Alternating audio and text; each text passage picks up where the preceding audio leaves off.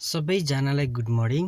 आज बिहानै अफिसको अगाडि हैन यति राम्रो मयूर आएको रहेछ।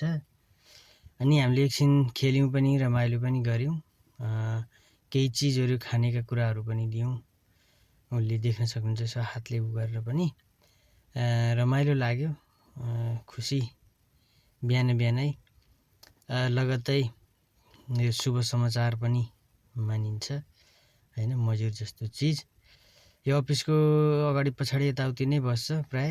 अब यसले भोलि पर्सि नयाँ पङ्ख आएको छ अहिले चाहिँ यसको पङ्खहरू हैन, त्यो पछाडिको जुन मजुर यसले फिजाको बेलामा देखियो भने सायद पानी परेको बेलामा, अलि हिजो पानी परेको थियो यहाँ, पानी परेको बेलामा फिजाउँछ भन्ने उ छ। सबैलाई धेरै माया र स्नेह साथमा हैन। घन्टी प्रेमी साथीहरूलाई घन्टीमय बनाउनुपर्छ। जय घन्टी।